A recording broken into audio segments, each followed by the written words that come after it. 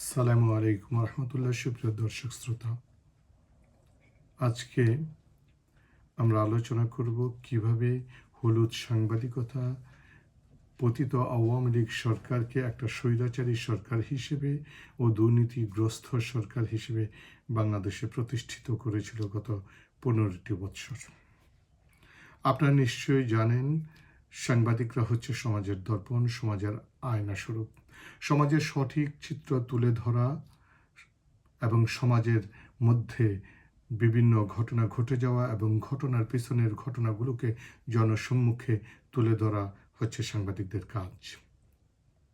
But আমরা গত 15টি বৎসর দেখেছি সাংবাদিকরা কিভাবে তাদের নীতি নৈতিকতার বিসর্জন দিয়ে একটি সরকারের দুর্নীতিকে প্রশ্রয় দিয়ে, সরকারের দুর্নীতি, অন্যায়, অত্যাচার, গুম খুনকে আড়াল করে একটি সরকারের দলীয় বাহিনীতে পরিণত হয়েছিল।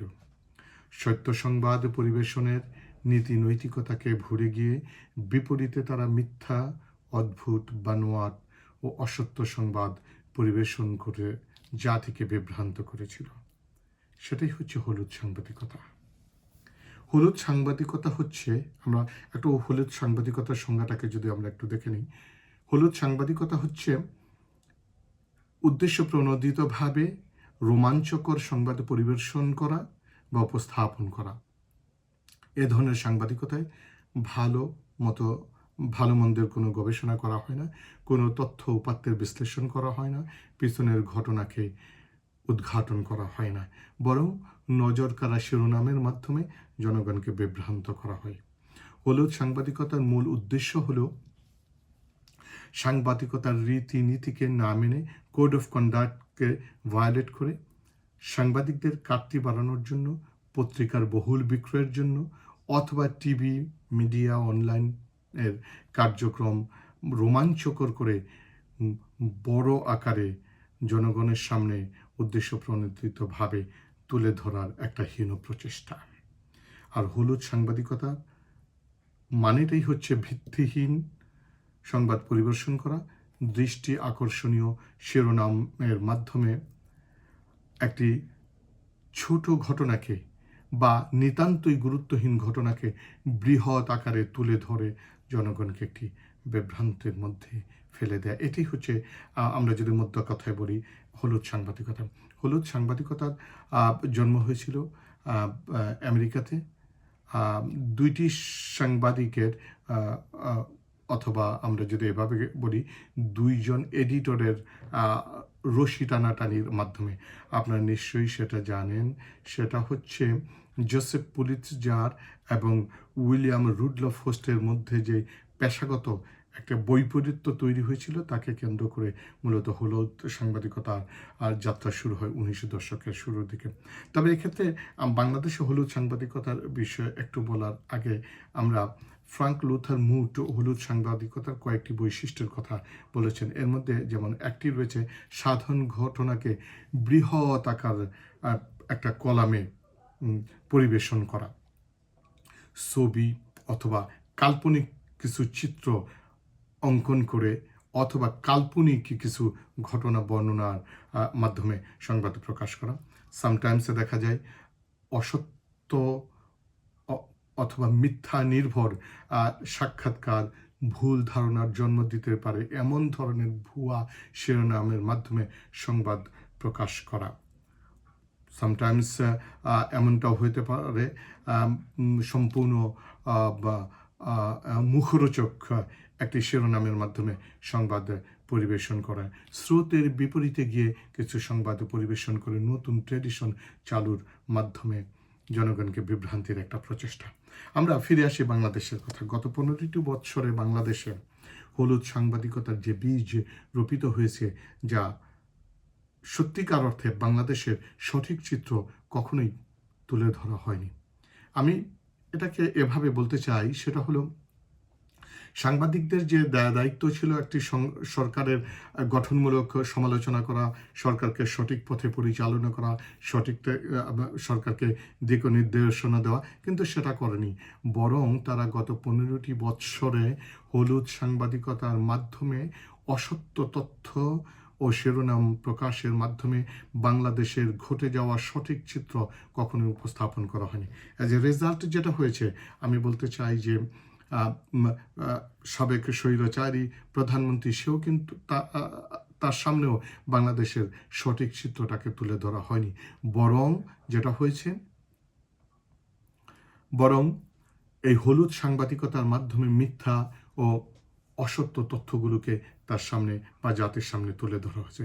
আমরা একটু যদি গোড়ার দিকে ফেরত যাই, এই সরকার 2009 সালে সাবেক স্বৈরাচারী হাসিনা সরকার 2009 সালে ক্ষমতায় আসার পরে তারা সর্বপ্রথম যে কাজটা করেছে, প্রায় 200 সাংবাদিকদেরকে তাদের যদি আমরা সোজা সবটা বলি কিনে ফেলেছে, অথবা 200 সাংবাদিককে টার্গেট করে তারা তাদের দলে ভিড়ানোর চেষ্টা করেছে এবং ইনফ্যাক্ট তারা সাকসেস।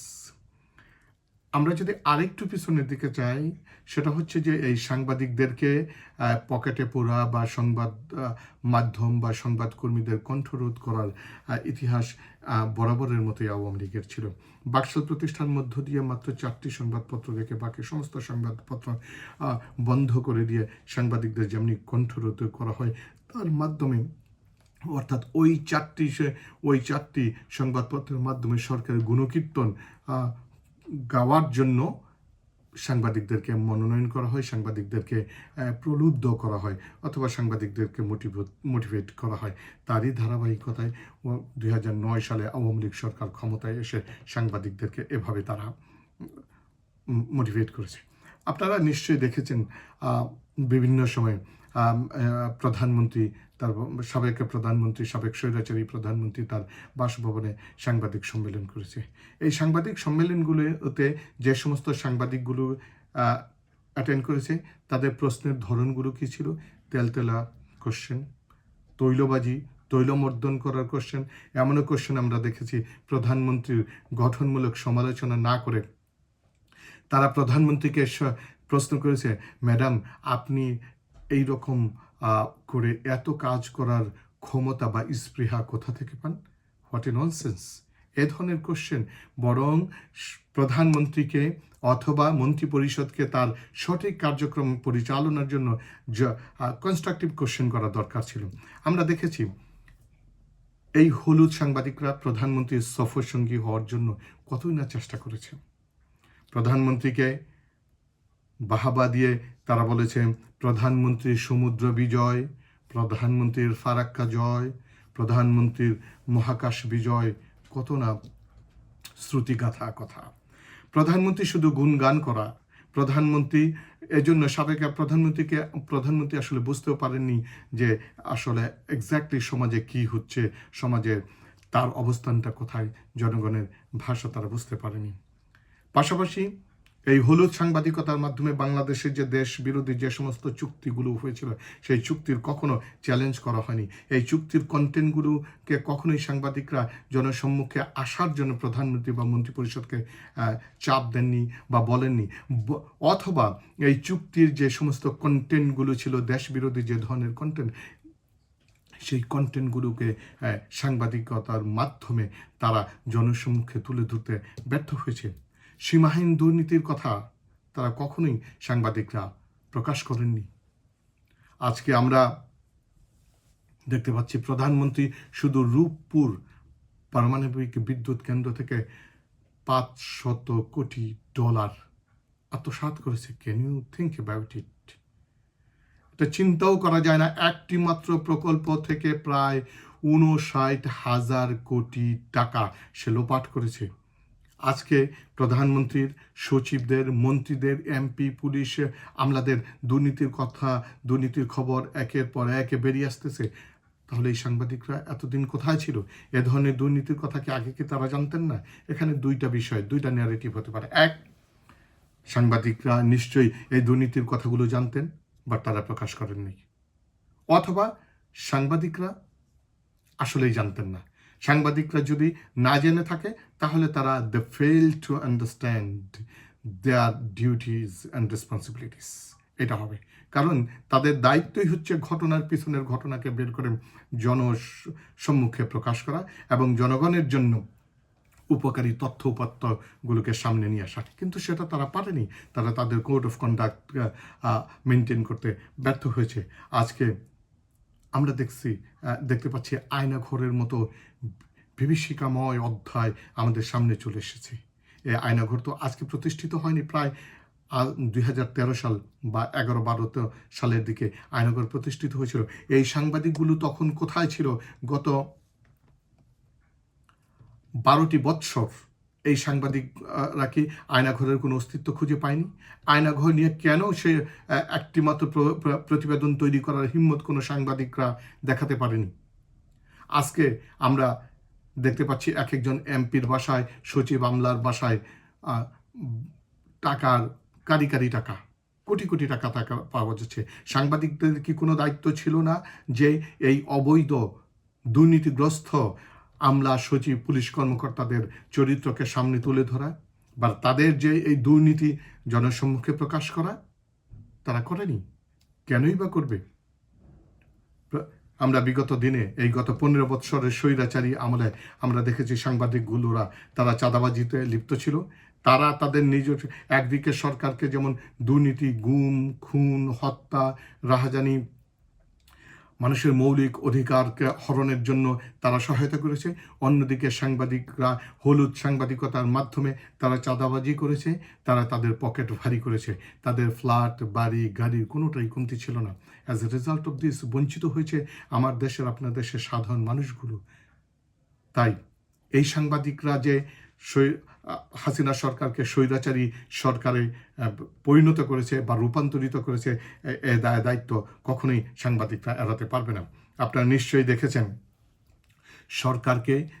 সরকারের গঠনমূলক সমালোচনা না করে তেলতেলা কোশ্চেন করে বা তৈলবাজি করে কিছু সাংবাদিকদের কাজ। সময় টিভি, 71 টিভির কথা আপনারা দেখেছেন। সাংবাদিক নাইমুল ইসলামের চর্বিত চর্বণ এমিটার্স সাংবাদিক হিসেবে নিজকে আবির্ভূত করা এবং প্রধানমন্ত্রীর উপদেষ্টা বনে যাওয়া। আপনারা দেখেছেন মিথিলা ফারজানা রূপা, বুলবুল থেকে শুরু করে নবনীতা, শারমিনদের সংবাদপত্র, ফারজানা রূপার কথা দেখেছেন, তার হাজব্যান্ড শাকিল আহমেদের বিষয়গুলো দেখেছেন। তার আপনারা এই সমস্ত লোকদেরকে দেখেছেন তারা কিভাবে মিথ্যা, অসত্য বা উদ্দেশ্য প্রণোদিতভাবে সংবাদ পরিবেশন করে বা এক জাতির ক্রান্তি লগ্নে কখনোই জাতিকে দিক নির্দেশনা না দিয়ে সঠিক সংবাদ পরিবেশন না করে সরকারের গুণগান করে সরকারের সীমাহীন দুর্নীতি, লুটপাট, খুন খারাপিকে, আত্মসাৎকে তারা গোপন করে গেছে। তারা সাবেক স্বৈরাচারী সরকারকে অলওয়েজ ট্যাকেল করার জন্য, সাবেক স্বৈরাচারী সরকারের পরিবারের গুণকীর্তনের জন্য তারা উঠে পড়ে লেগেছিল। এটা কখনোই সাংবাদিকতা কাজ হতে পারে না। এই ধরনের হলুদ সাংবাদিকতা বন্ধ করতে হবে। আমি আজকের এই আলোচনার মাধ্যমে অন্তর্বর্তীকালীন সরকারকে উদাত্ত আহ্বান করতে চাই, বিগত দিনে যারা এই হলুদ সাংবাদিকতার সাথে জড়িত ছিল তাদের দৃষ্টান্তমূলক শাস্তির ব্যবস্থা করা এবং পাশাপাশি যে সমস্ত নির্ভীক গুটি কয়েকজন সাংবাদিক ছিলেন তাদেরকে প্রমোট করা, আর পাশাপাশি এমন দৃষ্টান্ত স্থাপন করা যাতে কখনোই সাংবাদিকরা কোনো সরকারকে ভবিষ্যতে আর স্বৈরাচারী সরকার হিসেবে পরিণত বা রূপান্তর না করতে পারে। আমরা পরিশেষে একটা কথায় এক বাক্যে বলতে চাই, হলুদ সাংবাদিকতার মাধ্যমে বিগত দিনে হাসিনা সরকারকে স্বৈরাচারী যে সরকার হিসেবে রূপান্তর করেছে এ দায়িত্ব কখনো হলুদ সাংবাদিকরা এড়াতে পারে না। সবাই ভালো থাকবেন, সুস্থ থাকবেন। আল্লাহ হাফিজ।